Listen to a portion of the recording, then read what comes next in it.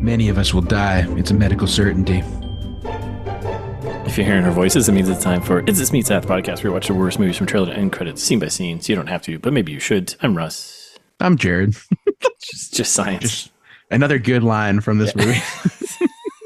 Really, really good script we're working with. yeah, far and few between. But then they actually are pretty good when you hear them. You're like, oh, that's pretty funny. And I don't think they meant it to be funny. Oh, no. They're hysterical. Right. Yeah, it was either that or I miss people shutting the up. I marked down. I was like, that's the best line in this movie right there. Like, yeah, that was pretty funny. But also like silly and stupid. Like it made me mad, but also made me chuckle. It made me think that like, I was like, oh, are they kind of are they doing this on purpose? Like this bad acting and leaning into the cheese? Or do you think they were trying? Yeah. I think they were trying really hard to make it like a scary, actual scary movie. Don't do that. You can't have like 2 back-to-back remakes. You just can't do that. No, 2008 and then 27, like 10 years later, you're remaking. You can't do that. No, stop it. That's just milking the cow, I think, right? Right. Yes. See Disney.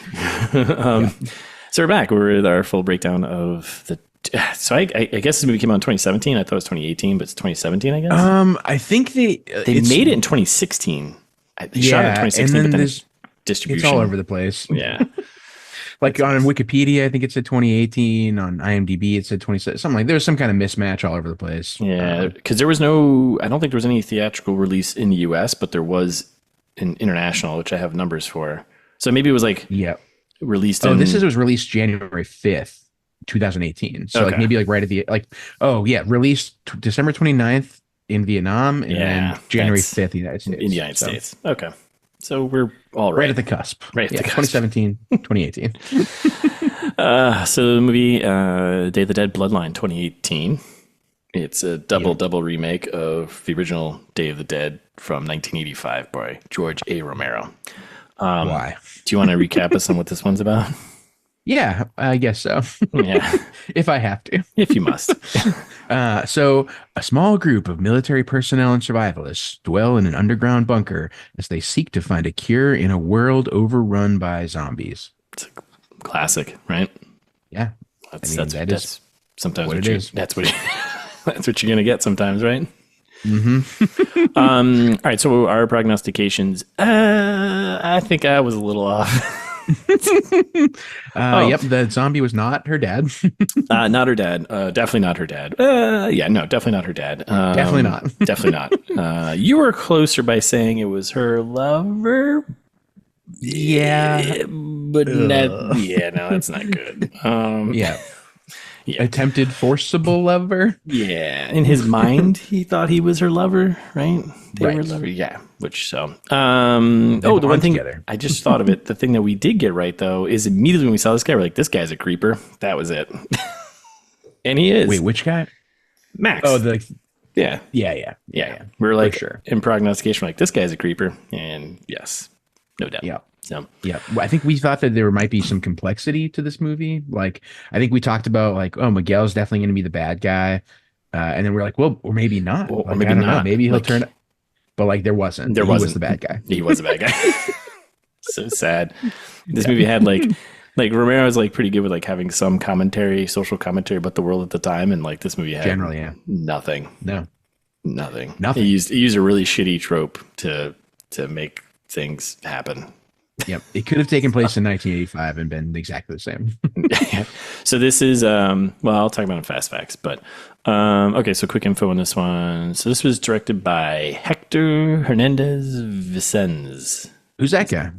So that guy is this guy, Hector Hernandez Vicens. I don't think he's done very much. He's got 16 credits, writing credits, a lot of TV series stuff, episodes, nothing that stands out to me here. I haven't seen any of these. No, he's only directed 4 things. So 5 episodes of some TV series, Corpse of Anna Fritz, and Day of the Dead Bloodline, and then Beach House in 2023. So okay, so this guy's not out here making successful movies. Correct, but hey, he's working his craft. He's doing what he can, right? Yeah. Right. Yeah. Okay. He looks like he's so confused in that IMDb picture. Oh, like, he definitely does. Like, he's like, what? What do I do? I Are hold you taking a camera. picture right now? Who's holding a camera? Yeah. You didn't say cheese. That's how he starts. He's like, lights, camera, cheese. That's right. Screenwriters. So this is fun. So we got Mark Tondare.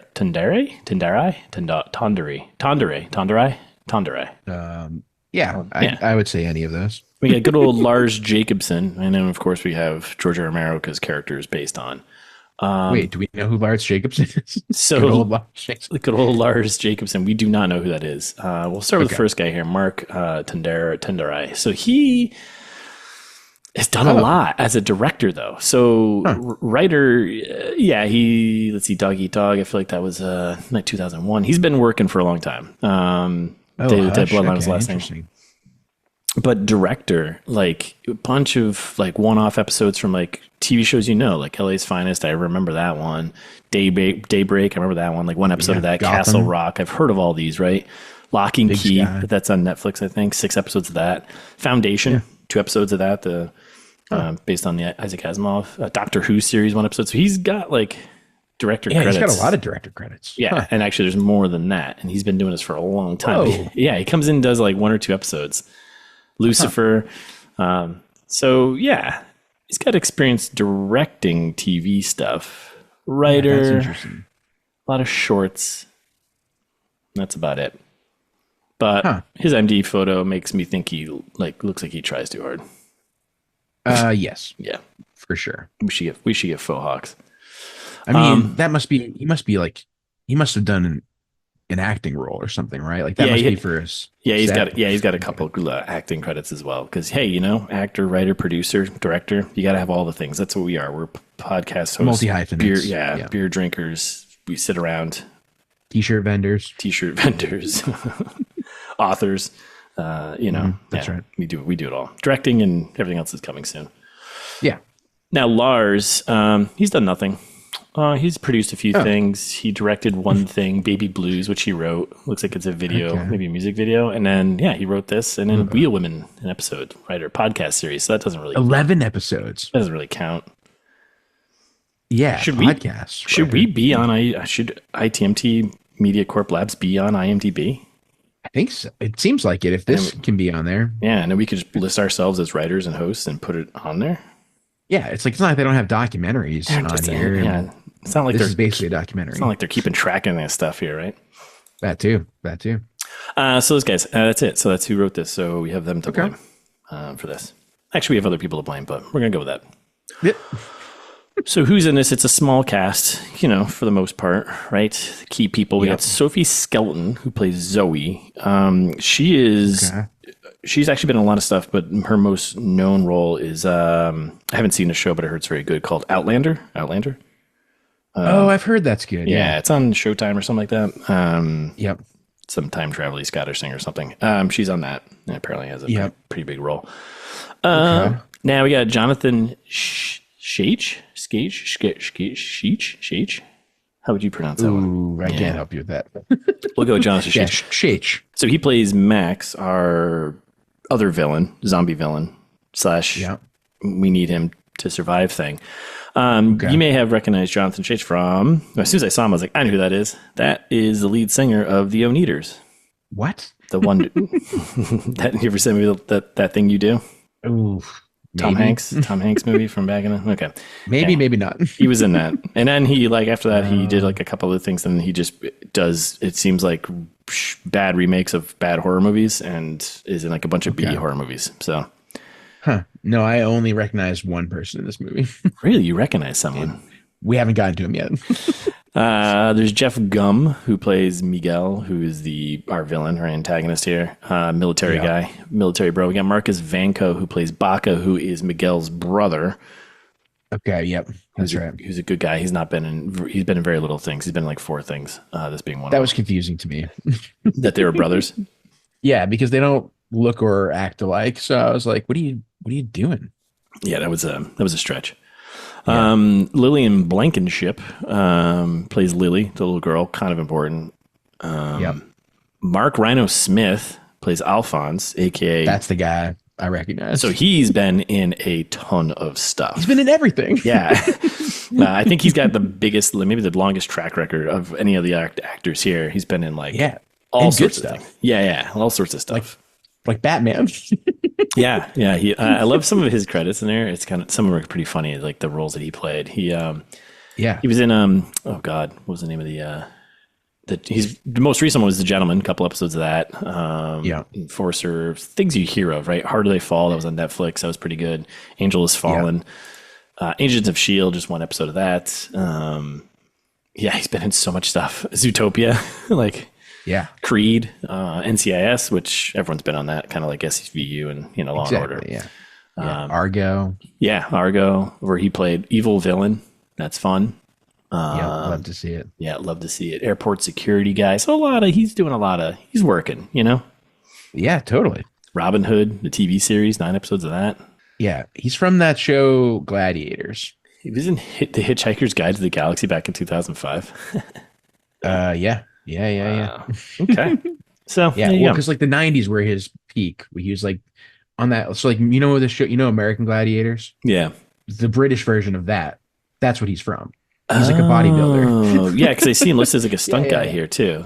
Okay. Yeah. That's why he's in everything. Oh, okay. He's like a real dude. He was like a big star on that show in England. Okay. Yeah. He kind of looks like he'd be like The Rock's like younger brother. A little bit. Yeah. I can see that. Right. Yeah. Pebble. Yeah. All right. So who else in this? Something like that. Ulyana Chan plays Lucy, kind of important character. Yeah. And Velimir Velez plays Wild Zombie. Ooh, nice. Yeah. A lot of good roles for that in this movie. Yeah, a lot of wild zombies in there. I mean, I know you're about to tell me, but I was like, they must have spent a good chunk of money on this, right? Like more than you'd think for how crappy it is. Yeah. You ready for this? Yeah. Okay. So worldwide, this made, I saw it 95,000, but it also says the total they made was 277,000. So let's give them the benefit of the doubt. Say they made $277,922 worldwide. Let's just go with that. Yeah. How's that? Which is 88 fanatics, like not good, but not that bad. Not fanatic bad. International 95,000, whatever, or I guess it's all 277,000, whatever. Video made another 104,000. Wow. On a budget of, are you ready for this? The budget? Please. $8 million.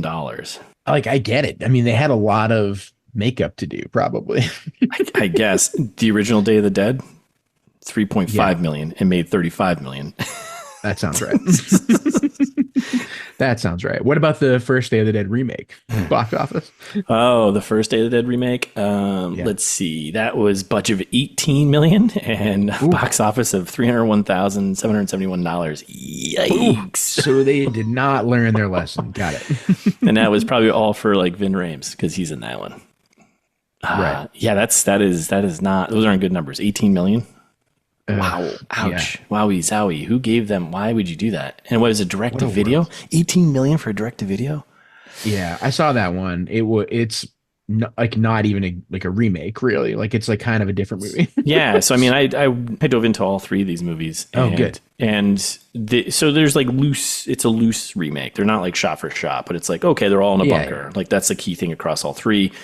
But then like, and there's like, I think not actually in that 2008 one, there isn't like a maybe there is like a good zombie they're trying to keep alive. Not really. They're not even in a bunker in that one. They're like doing a drill or something in like a warehouse. Silo or something, I think it is. Yeah. Right? Yeah. It's super stupid. Yeah. So it's a little bit different. And then like, I think they've got, you have this military and scientists grouping deal. That's about the only common thing amongst all 3 of them. And anyway, 2008 one seems like it was just taking more characters from the original, whereas this one just kind of some references. Didn't need to push you into fast facts ahead of time. That's okay. So $8 million. That's a lot of money for a movie that is too much. Just, yeah. Go back to the makeup. Go back to the stars. Yeah, go back to the roots. 3.5 million is your budget. Figure it out. Yeah. Mark Rhino Smith is probably the top billing here. Yeah. Right. Yeah. Right. He's probably like, I'll do it for 20 grand. Is there free lunch involved? Yeah. Rotten Tomatoes, this sits at 11% critical, 9% audience. Yeah, that sounds right. That feels like a first. I feel like usually the audience score is always a little bit higher because audiences are, One of the first, yeah, for sure. I think we might have like one of the really bad ones, like we used to do, like Clowntergeist. I think one of the audience scores was lower on that, but unfair.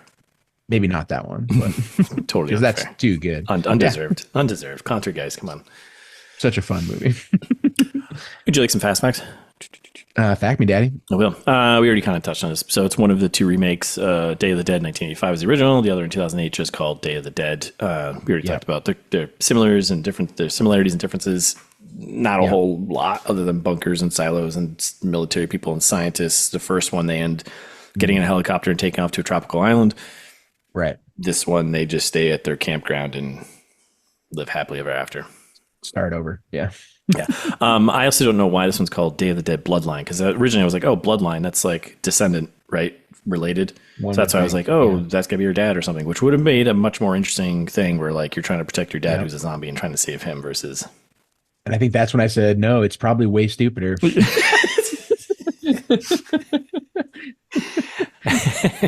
Yeah, that's that. And it is. So, yeah. And it is. Our trailer trash was pretty good predictions, I think. Yeah, I think generally in their general ballpark. Okay, so what do we got here? Although this is considered a very loose remake of Day of the Dead, similar to, we already covered most of this one.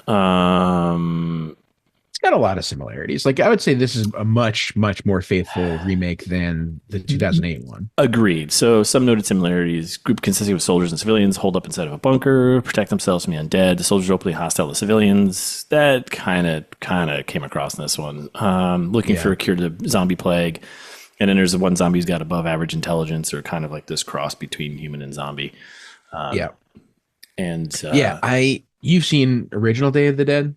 Or no? Yeah, a long time ago, but in the 80s. Yeah, when I was 3.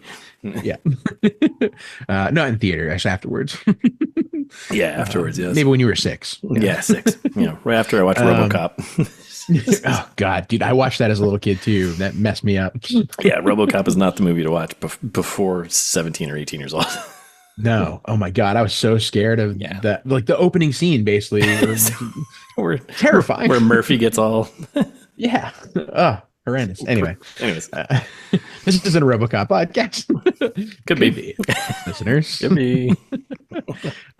So yeah, in the original one, they it's way better because it's like an experiment. Like the scientists are part of the evil. Right. Yeah. Right. There's another doctor who's like doing these weird, crazy experiments on the zombies themselves. Right. And I think that's, which in the whole thing, I think the first one, original one was that there was this conflict of communication and people not talking to each other and then people doing their own crazy stuff. Right. Yeah, exactly. And in this one, they're just like, oh, this one zombie's like smart. And you're like, why? Like, how did he get this way? Yeah. How did this work out this way? Yeah. It's not how zombies work. Have you seen a zombie movie? So attached to that is, so Krista Campbell, who was in the original, so Krista Campbell and Lottie Grobman, two of the producers behind Texas Chainsaw 3D, had obtained the rights to do this quote unquote remake or rehash, what do you want to call it? Krista Campbell, had a small role in the first remake, Day of the Dead, 2008, as Mrs. Leitner. And she was quoted as saying, "We want to keep it as close to the Romero version as possible to make sure that his fans are happy. These are not going to be zombies climbing walls and doing backflips like in World War Z." Maybe you should have. Yeah, but like the zombies weren't the problem part. Right. It was everything else. So yeah, the zombies were fine for the most part, I thought. Yeah, they were fine. I had no problems Appropriate with them, zombies. Yeah.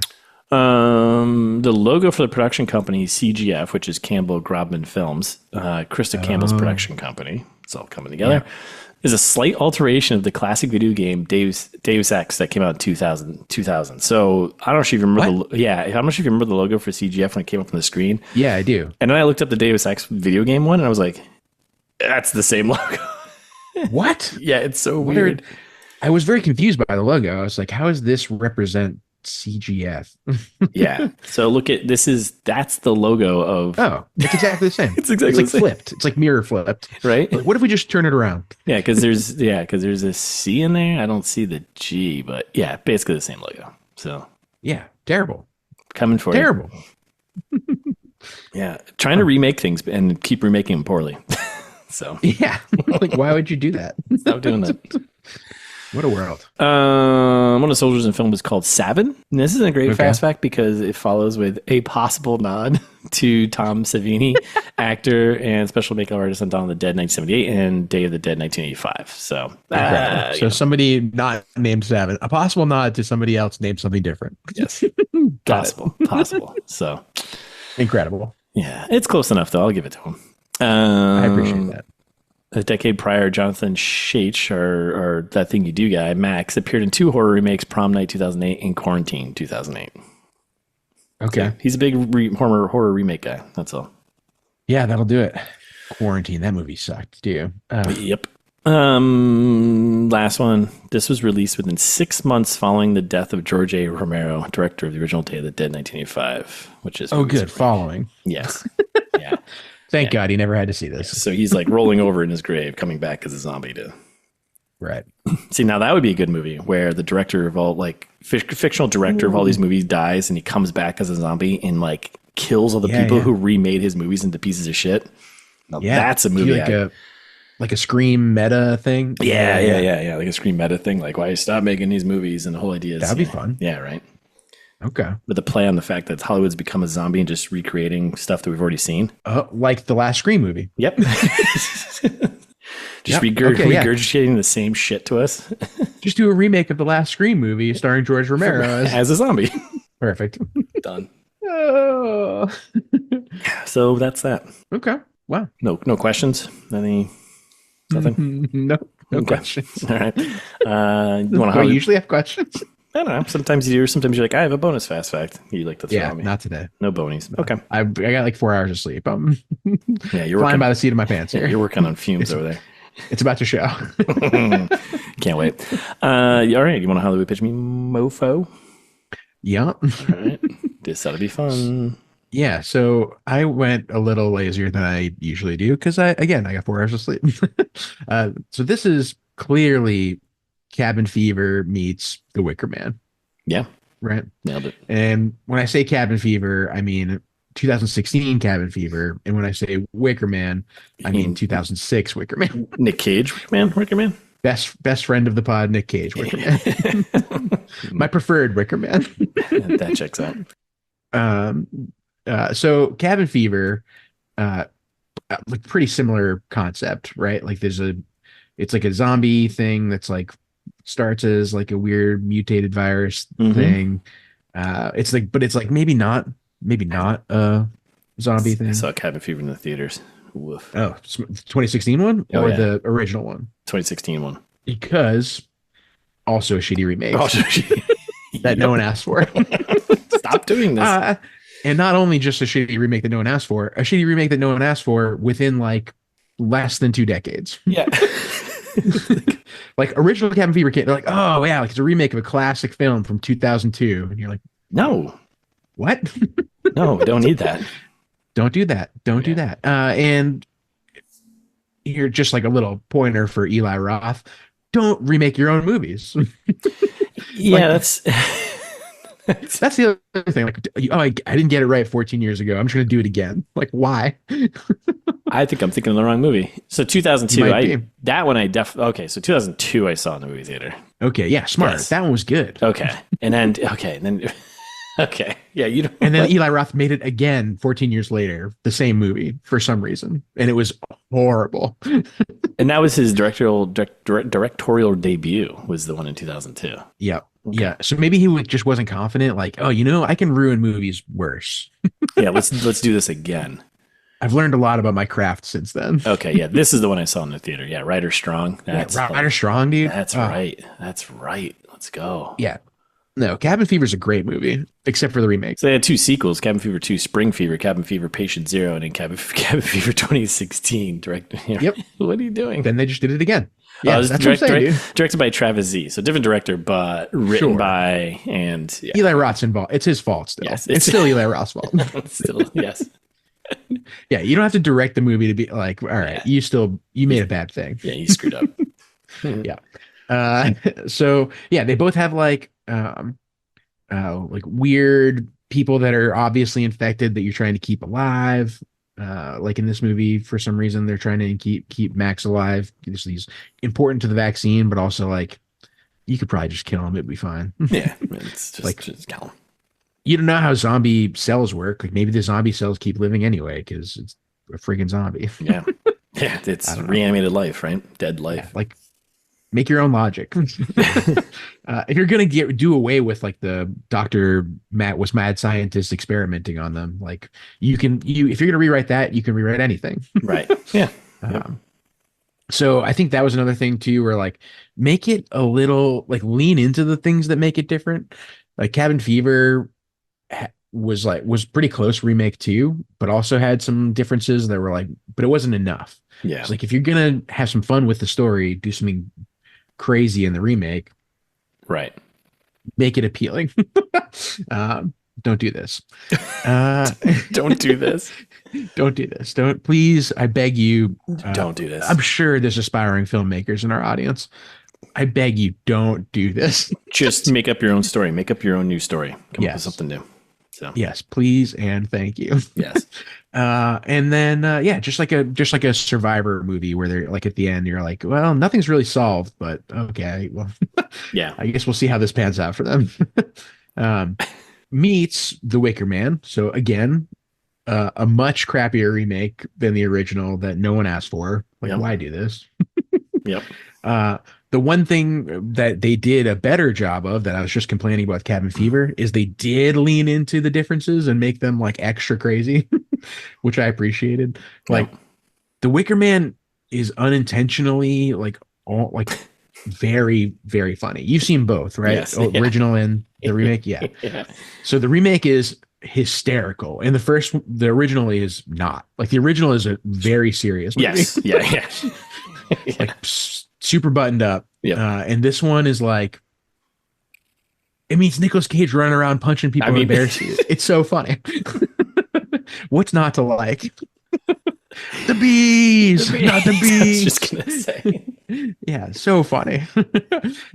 So like take a lesson, Day of the Dead. If you're gonna do it like Wicker Man and just make it ridiculous. Make it over the top, like really, really lean into it. That's kind of part of my amelioration, but we'll get there. So good, perfect. So there's that. There's like another like they like try to do twists and then you're in the Wicker Man, you're like doesn't really work. Yeah. Because you're like, oh, it was the daughter that you were looking for the whole time was like kind of the twist. And you're like, all right. Okay. I guess I could have guessed that. And then in this one, they're like, oh, the twist is Max came back, I guess, but like it's not, kind of, not really. I don't know. I don't know. They like set it up to be like a reveal like a few times. So they're like, oh, like he's smart now. And you're like, yeah, we got that immediately. Yeah. there's no twist. Oh my God. Can that one think? And you're like, yes. Yeah. Cause it was just like the audience already knew this, whereas the characters were finding it out. So I guess. Yeah, exactly. So that didn't really work either. Very silly. Very silly. And that might be it for me. That's good. That's all right. Yeah. Oh, and the only other thing was I feel like the main characters were pretty helpless and ridiculous. Like in The Wicker Man, Nicolas Cage is just like running around like yelling at people for an hour and a half. Which, I mean, that's a movie. Wicked funny, yeah. And in this one, like she's also just kind of like running around, like being a doomsayer and being like everything's going to shit. Like one scream away from completely falling apart. Like, how are you getting anything done? I don't understand. You're our doctor, so yeah. So what do you got? I went a little off the rails on this one, so bear with me. But I think I can make this work. And this came immediately to me, by the way. I was like, this is very obviously Beauty and the Beast meets That Thing You Do. Yeah, so, we've always said on the pod, first thought, best thought. And first thought, best thought. Let's just roll. Let's see how I can make this work. So Beauty and the Beast, I mean, classic love story. Yeah, it's... okay. Yeah, I see where you're going with this. There I'm going. Yep. Max, clearly the beast of the story here. Sure. Right. He becomes the beast. Rapist. Yeah. Which, I mean, the Beast and Beauty and the Beast is kind of a kind of a creeper, right? Like he's hanging out in a castle by himself. He's locking people in. He's talking to inanimate objects. Well, I guess they're not inanimate yet, but they could be. Yeah. He was meant to be together. He was a lot of that going on. And the only way he can cure his infection of being a beast is by showing love and compassion, right? Right.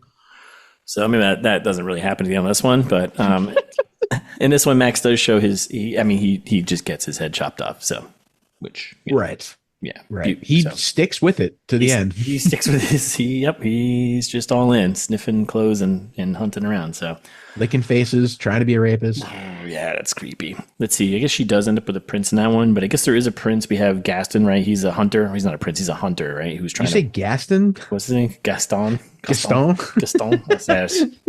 yeah, like just Americanizing Gaston. Yeah, Gaston. Hooey.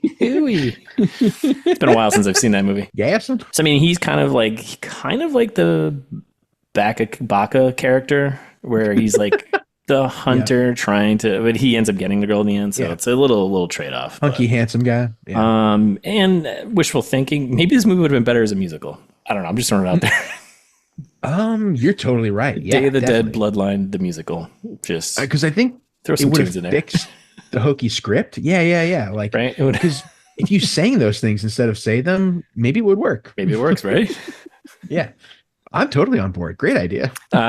Meets That Thing You Do. So we got a lot of connections here. One, That Thing You Do. Like Max is just, he's, that's the thing you do. He's a zombie, but he's also in love with Zoe. I don't think I've seen that. You haven't seen that one? Tom Hanks movie? No. Oh, okay. No.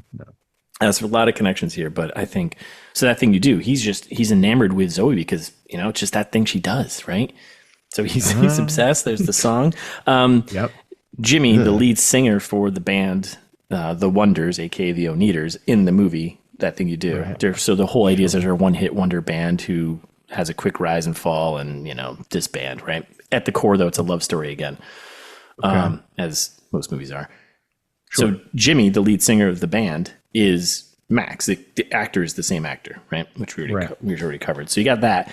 Jimmy is kind of, I don't know if I remember correctly in the movie, he's kind of a dick. He's like really controlling and like trying to they're like, hey, let's do some of these other songs, whatever. And he's like, no, let's just do all originals that I wrote. And it's like kind of like Max, controlling dick, right? He wants to control Zoe and yeah, other things. Band. And then I think the last part is that in That Thing You Do, Jimmy, lead singer, doesn't get the girl, much like this movie. Max doesn't get the girl. He loses his head, thankfully, and his insides. yes, he doesn't get the girl. Thankfully. So, what else is in there? Yeah, I think that's it. One hit wonders. I don't know. This movie is not a hit at all. It's a wonder. Yeah, one that exists. But I was gonna say you could say George Romero is like kind of a one hit wonder of like he's a zombie guy. He's a zombie guy, but I mean, he did put out a couple movies that are all pretty good, and totally. So, but they're all kind of the same. Kind of the same in a good way. In a good way. Yeah. All very high in the Rotten Tomatoes score, though. So, yeah. And that's it. I think that's what I'm sticking with. Yeah. Okay. Oh, you know what? The other thing too, That Thing You Do, a band of people who end up breaking up at the end. This movie, Band of Brothers. We kind of have a band that ends up dying. Like the military bros are all kind of a band of people. They end up dying, so they kind of go off and have their own storylines, and where they end up. So it's a stretch, but I'll go with it. So we like a good stretch here. Stretching's so good for you. You gotta stretch. You gotta stretch. When's the last time you stretched? Yeah, like do it right now. I just started again recently, trying to get the old flexibility back. Love a good stretch. Yeah, I need it so bad.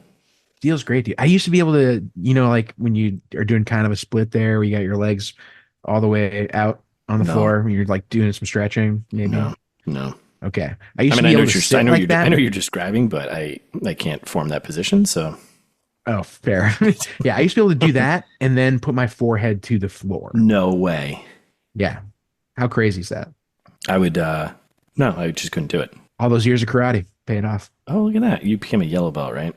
No, black belt, dude, all the way. Get the hell out of here. I did karate for like 10 years. Yeah. What the hell? I think I knew this. Why didn't you slap people around more often? Because it's about defense, not offense, Russ. The best defense, though, has the best offense, is a best offense. That's right. Oh, I'm not saying I couldn't slap the shit out of you. I'm not saying me, but I don't know. Some other schmuck on the side of the road. Let's just like slap him around real quick. Yeah, no, the best way to be a karate master is to walk away from a fight, you know? That's one thing I've learned. Or just win it. I guess so. Now you're doing Cobra Kai. Now, win it before it even starts. That's my motto. Yeah. Clearly, you've never studied martial arts. No, but I watch a lot of Bruce Lee movies, so I think I know how to kick ass. Yeah, that explains it. Yeah. A lot of Chuck Norris, so I can definitely kick ass. I know I can. I've studied the art. Okay. That's right. Jean-Claude Van Damme is my instructor. So, okay, cool. Okay, so are we ready to start breaking this zombie fest down? Sure. Yeah. Yeah. Dave. Cinema gold. Yeah. Yeah. Okay. So we come with all of our, not all of the production companies, but production distributors, distribution. A bunch of them. Yeah, there's a bunch of them. The Lionsgate one, I was like, oh, this feels like a legit movie. Like that logo in particular, I was like, ooh, okay. It's not. Yep. And then it fell off immediately. Yeah. We got our SF Films there, our boy there. Sabin Films. I was like, oh, we're in good hands now, man. They didn't say Saban, and that's why I was like, I'm glad you remembered that SF, they sometimes use that, because I was like, wait, that's the Saban logo. Yeah. Yeah, it's like some variation of like one of their logos. They must have put in less money or something, right? Must be, yeah. You only get 2 letters. And then we got CGF logo, which took way too long, but that is the Krista Campbell and Globman production company there. Campbell Grobman Films, so right, LLC as they are. Nice. She was also the one who was in the original, or not the original remake of anyways. And we got our boys, Millennium Media. Enemy of the pod, Millennium Media. We've done Labor Pains, we've done Conan the Barbarian. I'm sure a couple others in that category. So yeah, horrible. But they also have like a lot of legit movies too. So sure. You gotta not my friend. You gotta break some eggs to make an omelet, you know. So there's a lot of bad ones. They say that about movies. Yeah, a lot of bad ones. So for every 9 bad ones, you get 1 good one. I think that's pretty much right. 90% is pretty bad. Yeah. Can you imagine if we did that? So after that, we get it starts like a flashback, even though it turns into not a flashback immediately. Like that, the way they film it, where it's like blurry, dream sequency. We get zombie snacking, right? Snacking on some legs, particularly the calf muscle. Get in there, chewing. Yeah, the outbreak, and like the zombies, good actors. Very good. I was convinced that they were actually eating those legs. So same. Hey, it looks real. You stun people, you extras. Nice job. Yeah, makeup department, great work. Great work. We got breaking news. Yeah, outbreak. Things are going crazy. Blah, blah, blah. Total chaos. Zombies are eating people. Drag him down to the subway, and apparently they explode with blood. Apparently. I like how it's like, there's no sign of the National Guard. And you're like, I mean, if this is like a zombie outbreak that's going to take over the entire world, I think we need to level up from the National Guard. Yeah. No offense to our National Guardsmen listeners out there. You play sandbags like the best of them, but I think a couple. I think we're calling in the bigger guns. No offense. Yeah, like there's no sign of FEMA anywhere. You're like, well, I mean, I know what we need right now. No. Yeah, but it's like a news broadcast, and then like we see the news team kind of get eaten, right? Like right on camera, and then that's the end of that. So just general chaos, people running around, getting attacked, and then we follow our hero Zoe here, who was in the trailer.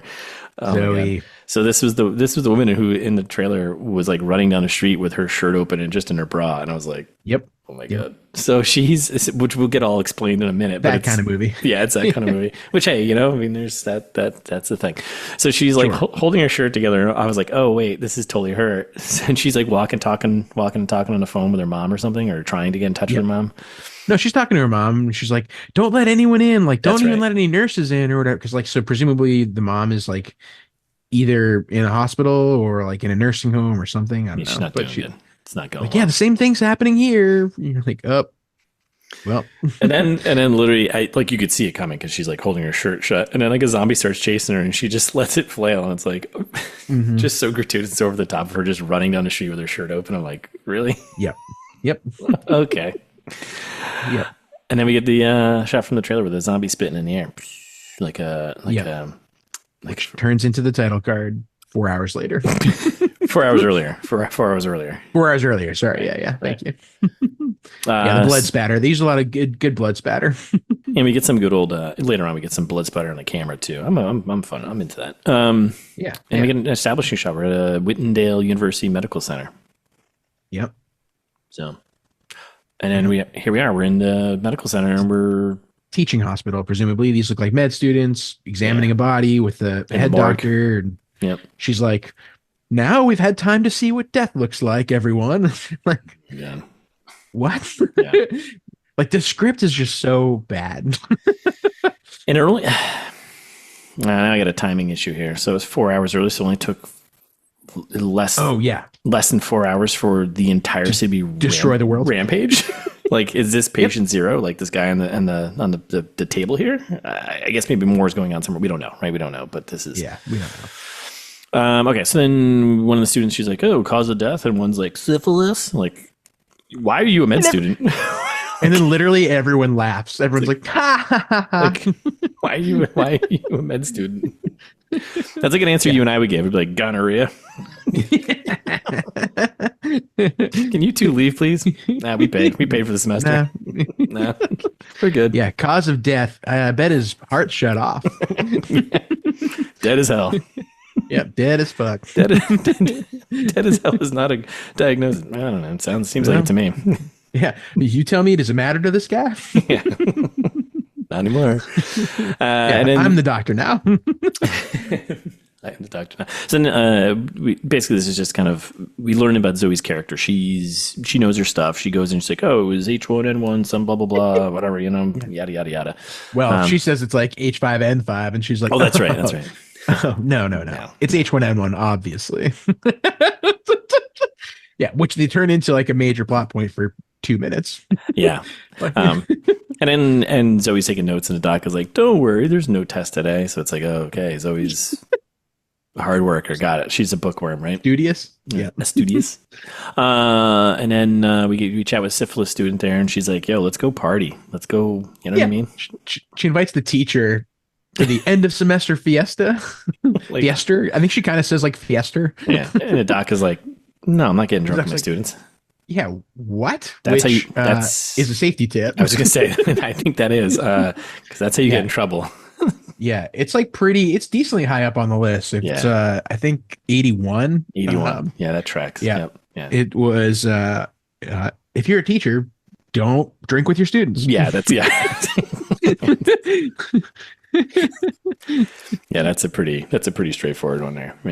Yeah. Yeah. I know it's like seems like it's to a relatively small segment of our audience and people in general. Like, not everyone is a teacher, but like, this is serious. This is like when you read the news about teacher-kid relations. Yeah, exactly.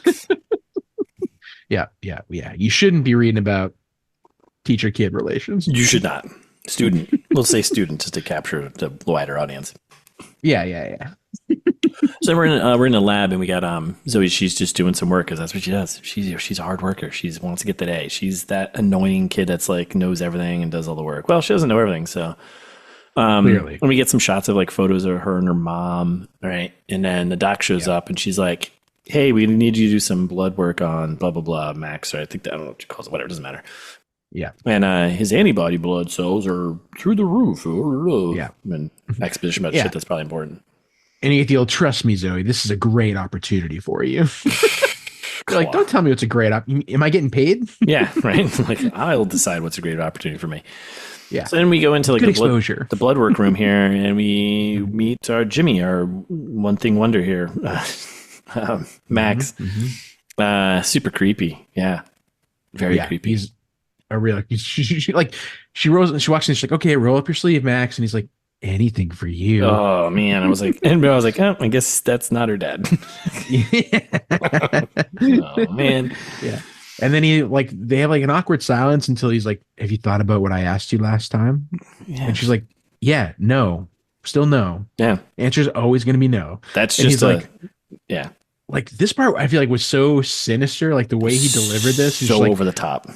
I'm never going to give up. It's like, call security. I'm like, get him out of here. Like talk to the police, file report. Like this is harassment right here. And then he's like, then she's taking blood and he's like, like a vampire sucking me dry. I was like, this is so weird. Who wrote this dialogue? Like, you don't need to write stupid lines like that to make this guy creepy. Like, yeah. Eli Roth probably popped in for a second and just like, hey, you do this. This will be funny. Then, it's just creepy. He's being creepy. And we get a close up of his blood sample, which obviously it must be important later on. And then I was confused about too, because she ended up taking blood from both of his arms, which I was like, why? Yeah. Why? Don't you just do it from one and call it a day?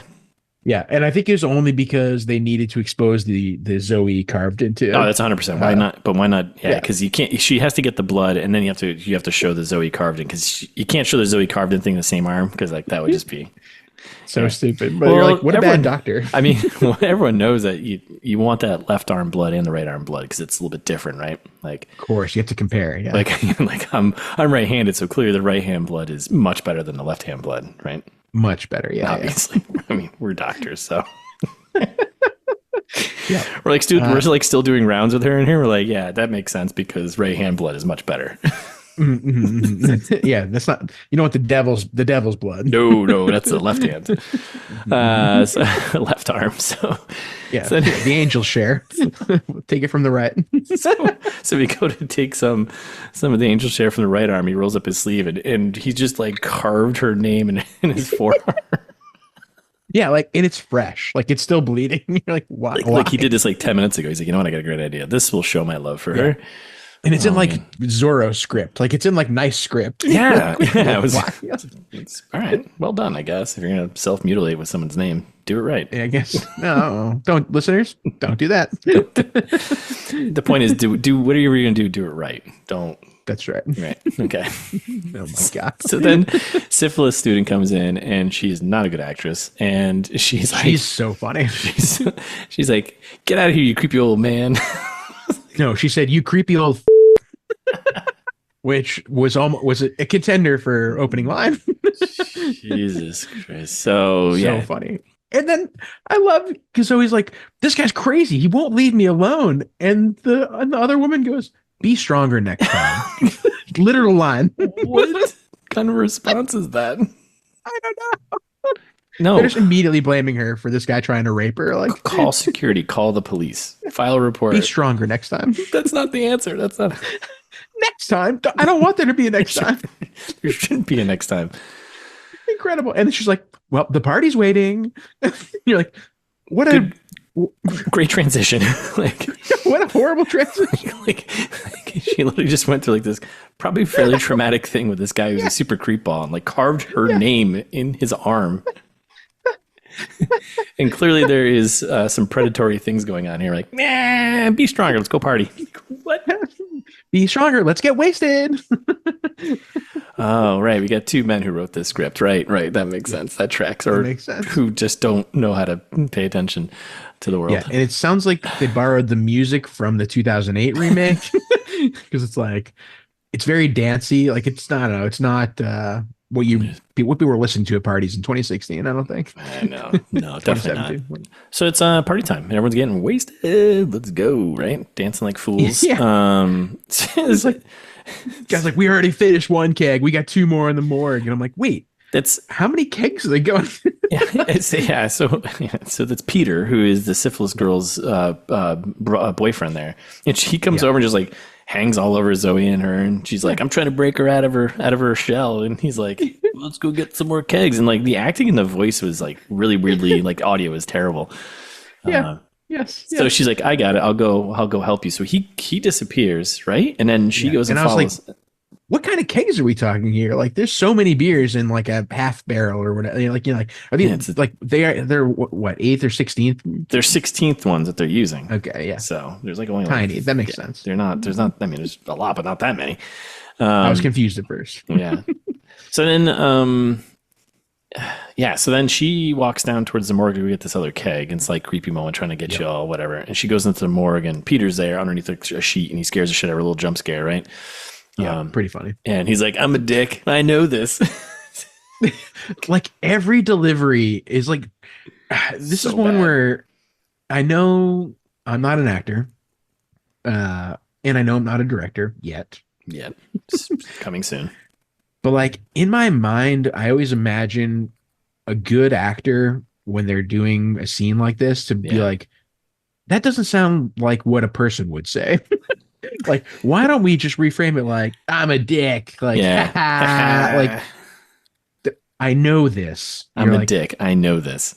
That's no one talks like that. No.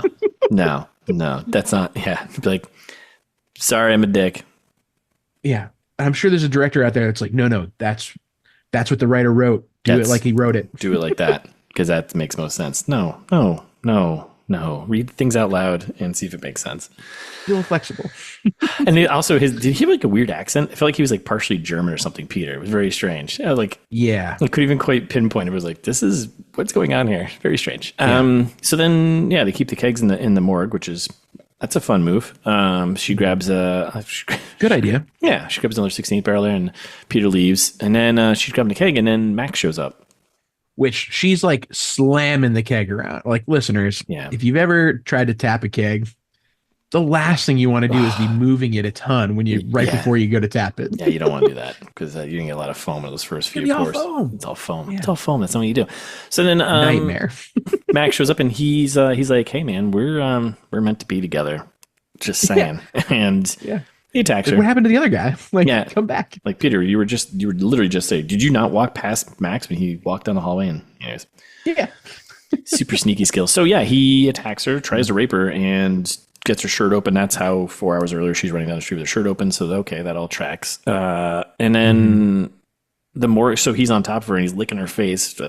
That will come back again later in creepy ways. Gross. Don't lick. Like I'm licking people's face. Don't do any of this. Nope. And then the body that had the syphilis that died of death, it pops up and goes and attacks Max and takes a chunk out of his neck. So the only other thing that's important there is he delivers this line to her while he's trying to rape her. "You are mine," that he says like 50 more times in this movie. Yeah, I don't think I'm gonna ameliorate right now, but like this whole thing is stupid. This like having to have him be like a rapist thing. I feel like there was like a moment like, you know what? Yeah, Eli Roth popped in the room and they're like, "Hey, zombies are pretty scary, but how do we make them scarier?" And someone's like, "Rapist zombie, done. Rape zombies, rape zombies, done." And the next time they remake this movie again, they're like, "How do we make rapist zombies even scarier? Make them Nazis, done. Rapist Nazi zombies." That's terrifying. Like so stupid. Yep. Nope, you're exactly right. Because that's also like not in the original movie at all. No. Yeah. No. And what a terrible trope anyways. All right, so it's gross all around. So we're back at the party. Zoe comes running in and she's like freaking out and she's like, "Why aren't you running?" Everyone's like, "We're drunk. We gotta get out of here. There's about to be zombies here in a second. Hold on." And everyone turns to the doc and like, "Hey doc," and the doc does the old like, "Are you okay? Are you okay?" And she's like, "Oh, this punch is gross." She's a zombie and she just total chaos.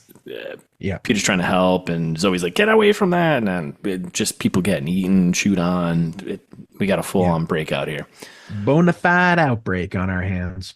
And then Zoe escapes through a window and syphilis girl, she's like, "Come with me," and she just gets pulled out. She dies hilariously. Yes. And they zoom in on it and they just keep chewing, and then we get our title card, Day of the Dead, Bloodline. Yeah.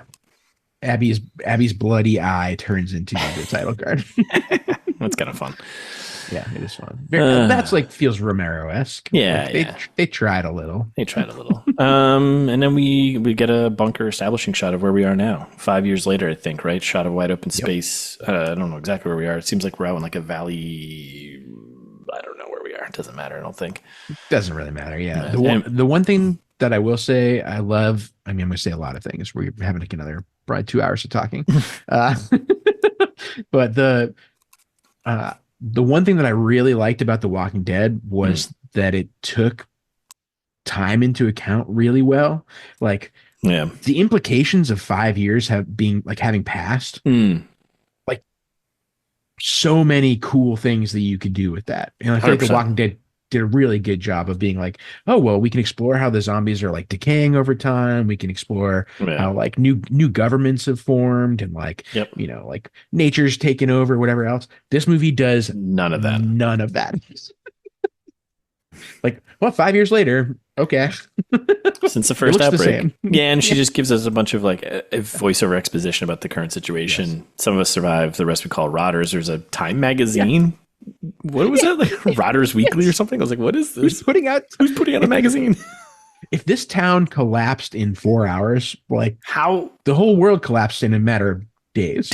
Like who's writing and distributing this and printing it? How are you able to even do this? Yes. So funny. It was so funny. Time Person of the Year, the Rotter. Basically, yes. And she's like, she's like one of the lucky ones who got assigned to this Rocky Hill bunker, right, for research to, you know, CDC, blah, blah, blah, finding a cure. Yeah, refugee camp. Because it's also like that. It is like Alien Warfare where they like make the supermodel into a scientist for some reason who like doesn't sound smart. Like, that's not your fault, whatever your name is, Zoe, but it's the writer's fault. Yeah. But like you sound like a dum-dum. Yeah. And they purposely making you run around in like shorts and like a tank top like multiple times. It's Alien Warfare all over again. Let's settle down here. So she goes for a run. This is all shot from the trailer. She goes for a run and she's like hanging out by the fence and the zombie pops up. And she's not phased and the zombie gets popped in the head. And that's how we learn of Miguel. Thank you. Soldier Man. But like when she's doing this entire voiceover, she sounds so unenthusiastic. Like, oh, she's reading it off the page. and not like I mean like she's doing that on purpose because of the situation. It's because like she's literally just reading it off the page like you or I would. It seems like she's unsure of like what she's saying. Like it's like how I do logline reads in Trailer Trash, where it's the first time I've ever looked at it, and I'm like, okay, like a 2017 action horror film directed by Hector Hernandez Vicens. Okay, written by yep. Like that's how she's reading it's horrible. Yeah. There's no. You said she's in stuff. We didn't really look into her. We didn't spend that much time on it. Sophie Skelton. Yeah, she's in stuff. She's in Outlander. That show I mentioned before. You said Outlander. Is she in other stuff? Because like. She's in the only one episode of the Castlevania thing. It makes me want to not watch Outlander. A lot of TV series stuff. So, but nothing I've heard of. But she's been in a lot of. I mean, a good amount of stuff since 2012. But it's all listeners. If you watch Outlander, is it good? Like I've heard good things, but she's bad. She's very much in it. Well, I mean, yeah, she's been in it since 2016. Well, I don't know when her character popped in, but 43 episodes. Yeah. It's so much. Yeah, that show is a hit. So is she good? Maybe is it the script? It comes down to a lot. Yeah, it comes down to a lot of things, right? Like the actors can do so much what they're given. So I guess so. You have the right director, you have the right writer, and you have the right actor all coming together. Just so rattled. Yeah, I know. It's okay. Everyone's just working it out, figuring it out. Keep doing it. We're all trying as hard as we best. Right, this is all we can do. It's all we can wish for. So then we're still in the bunker here, and we meet the encampment. We get a setup, and she's like walking through after her run, and she's just like, yeah, cool, meeting all the people. She knows everyone there because she's the doc, and we meet this woman who later on is going to become a zombie. She's the mother of Lily, the daughter. And then she gets... Sorry, I love the end of the exposition. She's like, it's been a year since we've heard from HQ, and it's been forever since we saw a survivor. Well, it's been less than 5 years. Yeah. Not forever. Not forever. You can quantify that time. Was it 6 months? 4 years? Just tell us. Yeah. You're a doctor. You're a researcher. You should be taking very detailed notes here. Forever. So bad. So yeah, and we just got, stuff happening in the encampment. They all got their things. Everyone's got their jobs, their roles. Things are happening. Yada yada yada. Alphonse, we meet Alphonse. That's the Rhino. Rhino, Rock's younger brother. There, he does like a nice little, hey, you gonna take a shower? I'll join you. And Lucy's like, what are you doing, dude? Like, don't be gross. Gross. Why is everyone being gross to Zoe? Can everyone stop being gross to Zoe? Like, can she just be a woman like working here? It's like Alien Warfare. All right, so Zoe comes in from her run outside, and she's walking through the encampment. She's clearly the hit. Everyone knows her because she's a doctor in town. We meet the woman who's the mother of Lily. We saw she is not qualified for based on based on any other information we have. She's still a student. Still a student. The world went to shit. So she was still a student when she left the university. Remember 5 years ago? So yeah, and she messed up the flu. So so I don't think she got her degree, but close enough, right? She draws blood from both arms. And sometimes you just got to do what you got to do. So this is where we meet some other characters in the band here. We meet Lucy and we meet Alphonse, who does semi-gross pass at Zoe because that's what everyone does in this movie, apparently. He's like, hey, you going to take a shower? I'll give you a hand. And Lucy's like, dude. And he's like, she knows I'm just joking, which is, by the way, not a response to something like that. You can't just say I'm just joking. Yeah. Because you know what? It doesn't work. It's only a joke if people are laughing. Otherwise, it's not a joke. So that's right. It's Alien Warfare all over again. It's Alien Warfare all over again. So we're in the lab, and we were in her little lab research area. She's researching stuff. That woman shows up, and hey, my daughter, Lily, her fever shot up. Meds weren't working, so. Yeah. There is a quick little, like, nod kind of to the original movie here at the beginning of the scene when they're, like, analyzing stuff, and one of the women in the lab with Zoe is like, I don't know, maybe the lieutenant's right. Like, maybe God does want everyone to die. Remember, because in the original, he's like, there is like a little faction of survivors that are like, no, God commanded a plague onto all of us. Right. That's what the religious folks will do. They're like, no, this is the wrathening or whatever, like the return of the. I don't know. Yeah, death. The wrathening, I think, is. I think it's the wrathening. It's the wrathening. The reckoning. That's what I was looking for. Right. Combine them, but out of wrath. Yeah. Anyway. Yeah. So then we meet Lily. She's sick. She's in her little bunker room, whatever. And Zoe does doctor stuff. She's like, "Hey, where's it hurt?" She's like, "Everywhere, everywhere." It's so pathetic. And like the kid's not a good actor either. I'm sorry, kid. Hey, she'll get better. And then just stick with it. And then Zoe's like doing her best to comfort her, and like, okay. And then we cut to the bunker, like cafeteria area. We got like the top brass. Like, it looks like the the people who are running the show, the committee here. So we got Balthazar, not Balthazar. What's his name? Miguel. Bacca. Yeah, Bacca, Miguel, and like some other people who were like community making decisions about what's going on, right? Yep. And then Zoe shows up, and he's like, "Hey, waiting for you to show up on time." And she's like, "Sorry to interrupt." It's like, wait, so, are you supposed to be there or not?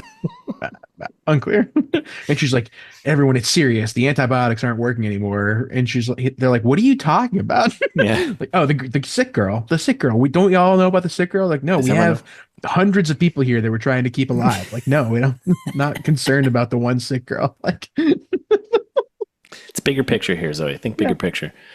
She's like, it's contagious pneumonia. We got to go on a supply run. I know about a medical vault in the hospital that I used to be a student at. And then like, why wouldn't you have rated that at any point in the last 5 years already? Yeah, right. You know the passcode to get in there and do this thing. So go do it. Like there are probably like refrigerated medicines in there that you could have been using. Like there's probably so many things you could have done 5 years earlier. Yep. Yeah, why is this coming up now? But anyways, it's a dangerous trek. Trekking out into the wilderness with zombies. It's a dangerous thing. So Miguel is kind of like, we're not doing this. And then finally he's like, whatever, go for it. My little bro here, I thought his name was Brock. It's Bacca. He's gonna go and he's gonna lead the trip. No sightseeing. Yeah. You're in and out. Come back, right? Well, he gets convinced because she's like, many of us will die. It is a medical certainty. Yes, she's in a bunker. Little girl's in a bunker. She's going to infect everyone else in that. Yeah. A medical certainty. They're like, no side missions. Don't do anything crazy while you're out. Yes, sir. Yeah. No video game side missions here. So then we're in Zoe's bunk. It's like the bedroom? Yeah, it's like her bunk, her bedroom, whatever. And Baka, I kept calling him Brock still. Baka shows up and he's like, yeah, sorry, babe. And then they start to get it on. And while they're getting it on, she has like flashbacks of Max and You Are Mine. And she pushes Baka off. Like, is that? I get. Okay. Yeah. It's weird. It seems like very uncomfortable. Because it seems like they're already lovers. So they've probably already done this before. At some point in the last 5 years. Yeah, this doesn't seem like the first time they're doing this. So like, yeah, a lot of story plot holes. Yeah, but I don't know. Don't make it 5 years in the future. Make it a month in the future. That would have been enough. Yeah, that's all we need. He's like, and then she's like, whatever, sorry, babe, and and he's like, I love you, babe. And she's like, yeah, I care about you too. Gotta go. And she literally just was like, I have other stuff to do. Bye. Gotta go check on Lily. And he's like, ouch, rough. Baka. Getting shut out. I hate this guy. So I'm fine with him getting shut down. Californication here, right? So then we're in Lily's room and she's comforting Lily and she's like, here, take my cross for protection, because she had a cross around her neck. Right. And that was used to protect me when I was a little girl. That's all that really happens there. And then we cut to like the main bunker area, and we get basically this is them going on this mission. The truck depot. Yeah, and there's like them going to mission. Everyone's suiting up. We got all the soldiers saying goodbye to their loved ones, and they get all Humveed up, right? And then like Baka and Miguel have like a quick glance at each other, like, don't screw it up. Don't screw it up. So then we're outside. Right? Yep. And we are road tripping. We're Humveeing around. Yeah, road trip. And Zoe and Baka start chatting, and she's doing the thing with her hand up the window. She's like, oh, I remember you doing this as a kid. And he's like, this is like such terrible, like, backstory exposition. He's like, you've never told me about your childhood, babe. And she's like, there's not much to say. Yep. Let's not start now. Yep. I do appreciate that. I'm glad that they didn't do much about her childhood. Well, then they dive into his, though, so we can know about him and Miguel more, so we can know more about Miguel, right? Do we dive in, or do we just say, my dad was an army man, never smiled, except when he took me and Miguel hunting, and then that's all we learned? Really? Well, he doesn't. He gets into Miguel, though. He starts describing like Miguel was always like trying to be superior, always wanted to control things, and blah blah blah. So it's like there's a little bit more to it, but it's like dad. It's a little much. And then we cut to the other Humvee, and they're just chatting about stuff they missed, foods. Yeah, and by the way, Miguel and Baka do not look plausibly related. No, in my opinion. No, not one bit. Not even close. Not even close. Not even close. And then, we're in the other Humvee, and this is going on for a long time. Just things that they're missing, that they miss. So, yep. What would you miss, buddy? Yeah. Would you miss anything in this situation? I miss people shutting the up. Yeah. Best. Yeah, I don't know. I guess I would miss like normal life. Yeah. Like I would just probably not be alive anymore. Yeah. I'd miss the breweries. I'd miss the bars. Oh, we make our own beer for sure. Yeah. I'd miss going for bike rides. Priority. Yeah. We'd still do the podcast though. This would be our transmitting out to like the rest of the world. Right, exactly.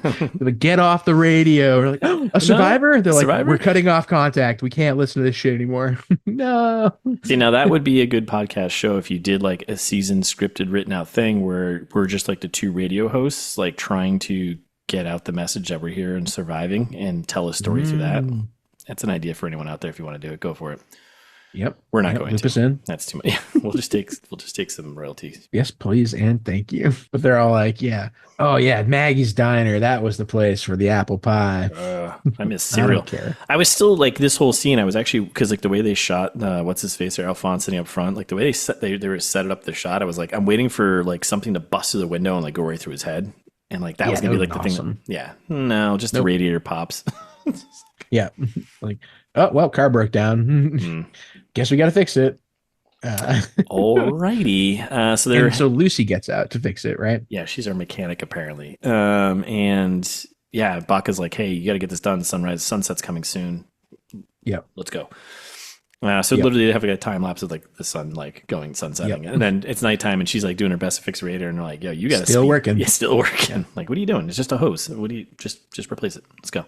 Yeah. Then we start hearing some stuff in the woods. It's a whole thing. Well, it's definitely also at this point revealed that it's Zoe's fault because they're like, we should just turn around, come back in a few days when we can fix the Humvee and like get more, like we'll just do this later.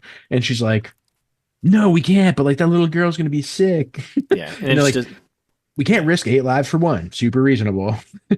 And then she drops the old what if it was your kid? It's like, all right, that's a little dick. It's not my kid. Unfair. Yeah. That's not my kid. We're making decisions here for the entire, safety of the crew. What if we lose 8 soldiers from however many are left from like people who know how to use guns? Like we need those. Good luck when those zombies do break through.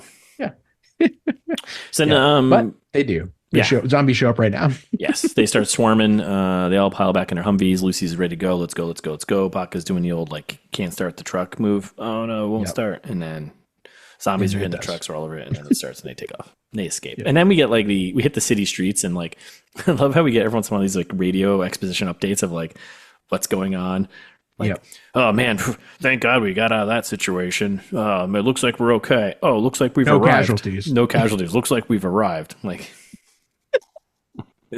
just show up. Just show. So frustrating. Like, you don't have to tell us. Like, we'll figure this all out by you just pulling up and. Yeah, I do appreciate that they limited the set budget by making it only like outside the hospital and inside the bunker. Oh yeah. Because they're like, oh, this is the same street that we've already seen 8 times between her walking down the street and in the news, the breaking news in the very beginning. Like this is very much like a lot in Hollywood, like the back lot of Paramount or something they grabbed for like an hour. Yeah, like it accidentally, it's like the Ghostbusters car just kind of drives by in the background. What's the Ecto-1 doing here? All right, so then we're in the medical center, and it's just them sneaking around, trying to like move around. They get the lights, trying to build some tension that there's something in here. And then they get to the pharmacy, and like, boom, here we are. She's got the little padlock. He's like, boop, boop, boop, boop. They come in the pharmacy, and like, these are vaccines. Those are antibiotics. Let's go. There's probably other stuff here. Probably. So they just fill up their bags. They're ready to go, right? And they move out, and they start going down the hallways again. And then Zoe comes across epidemiology center room there, right? It's like her old lab, right? Her old lab, yeah. And she's like, hey, you know what? It's a great idea. Let me just separate from the crew, and I'll go in here. And they still have to. Silly. They're still going to wait for you. So why don't you tell them, like, what's going on? Like, hey, I want to go in here because. Well, I mean, but they would say no side missions, and this is a side mission, and like no side mission because like guess what happens? So she goes in there and she's like looking around. She grabs some photos of her family and stuff like that, and she grabs nothing. She grabs there's 2 things she gets in here. One, the family photos, and then she grabs ammonia, which they zoom in on. And that comes back later. This is so stupid. But meanwhile, we got zombie vision from the closet. A little voyeuristic. What are you doing in there, buddy? So stupid. She's like knocking shit over left, like making a ton of noise. You're like, obviously you're going to attract everyone that's in here. So it's obviously Max hanging on the closet. He hasn't left since that day, just hanging out in the medical center. Yeah. For 5 years. For 5 years, just hanging out. Yeah. It's so ridiculous. I hate this movie so much. The timeline makes no sense. And so she sees him and takes a couple of shots, like too many. He busts out. He busts out and like goes after her, right? Yeah. Well, kind of. He like doesn't is just kind of like rawr. Yeah. He reveals himself. He pops up the door. He's like, hey, yeah. Yeah, like he's not really being a threat yet, outside of being like rawr, and I almost raped you that one time. But instead, she shoots like 10 shots with her gun and misses all of them. Like, which obviously attracts a ton of zombies, because the first rule of zombie hunting is don't use a gun if you can help it. Right. Because that attracts attention. So, so she falls back in the hallway, and other zombies alerted. They're all making a noise. Some shots from the trailer. And then he comes out and he grabs her like headband or something and starts smelling it. He's just being a creep, a zombie creep. Oh, yeah, headband. He's like, I recognize that smell.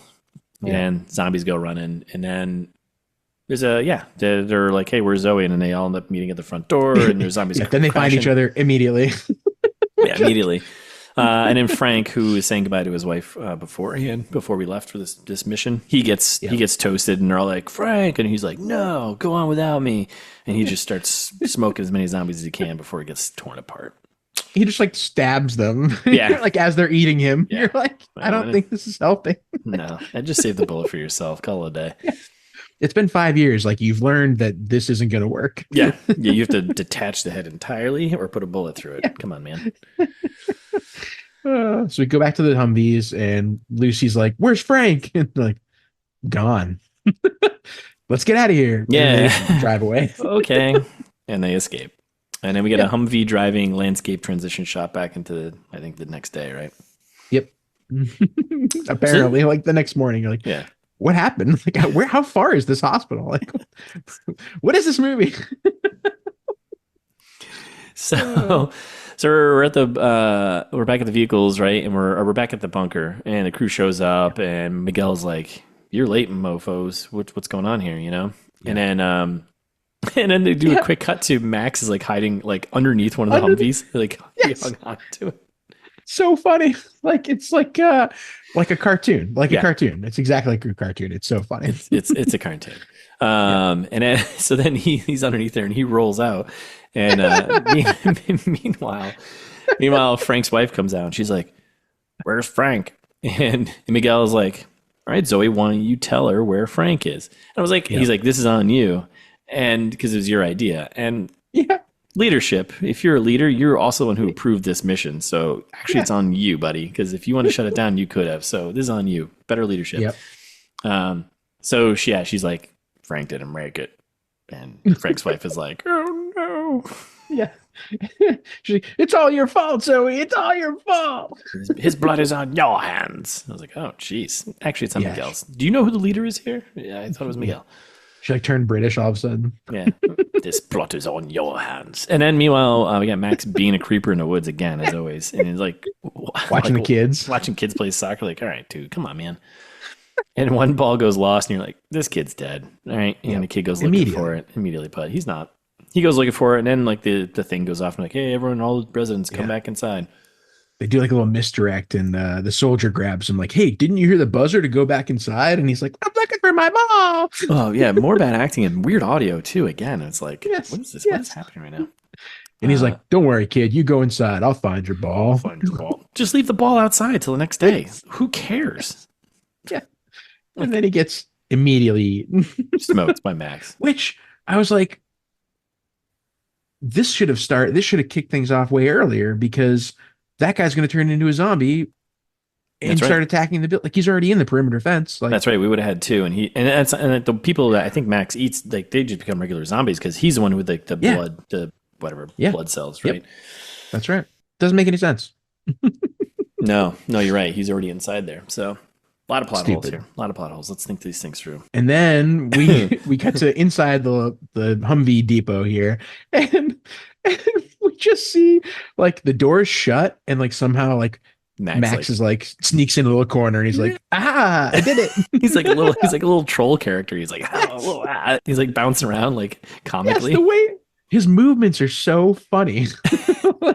like not at all like a zombie you would expect.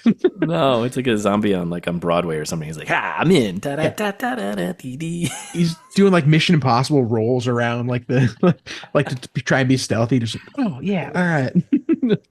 Yeah, Mission Impossible, but everyone's zombies. That'd be kind of funny. Yeah. Somehow no one notices. This guy like kind of hop, skipping, and jumping around like a cartoon character, and he hides behind like a little gator, like the little carts there, and he's just hiding. And like another army guy goes over to like grab some stuff, and you're like, "Oh, this guy's gonna eat," and he doesn't. He like walks back, and all of a sudden there's like Max pops out, and he leaps up on top of a little thing and climbs inside a vent like a little squirrel, like a little rat. It's one of the funniest things I've ever seen. It's the hop and jumping and climbing to the vent that just had me. I was like, okay, this is I was like, "Oh, are we gonna do an alien thing now?" Oh my god. So that hop, skip, jumping event, we're gonna do the same thing. We're hop, skip, and jumping into event because that's the end of part 1. And part 2, we're gonna go event hunting, I guess, right? Yep. Okay. I don't know. Good segue. We're going to crawl around vents like a zombie. So yeah, Max is in there. That's where we're leaving that. Is he going to get what he thinks is his? Let's hope not. Let's hope not. He gets what he deserves, though.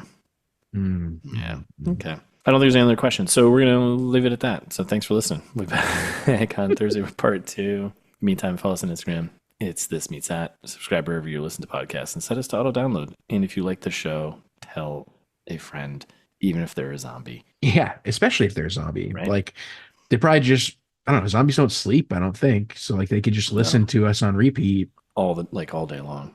A lot of good listens. We need the stats. We need those zombies to auto-download is what we need. So yeah. Or you could leave it for some internet zombie on a review board. Like, hey, love this show. Jared and Russ, totally not zombies. Soon to be directors, obviously. Potentially. I mean, we gotta bump up our resume here. I think so. 5 stars, and then call it a day. Easy enough. I just wrote it for you. Done. Or if you want to write your own thing and send us like a long email, you can do that, or a short email. But I prefer long emails if you can. Yeah, we need some of that in our life. Just pad it out, yeah. And we'll listen to them in the trailer trash, like we always do. I'll read it, you listen.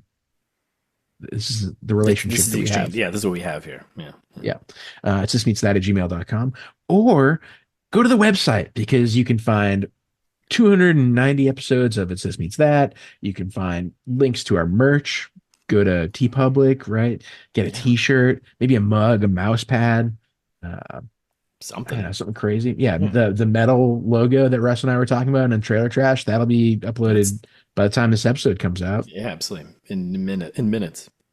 Yeah. You want like a heavy metal It's This Meets That shirt? We can help you out. It's pretty dope. Right?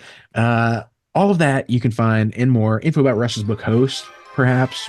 Wherever you buy books, buy that. Yeah, do it. But it's thismeetsthat.com. That's where the magic happens. Check it out.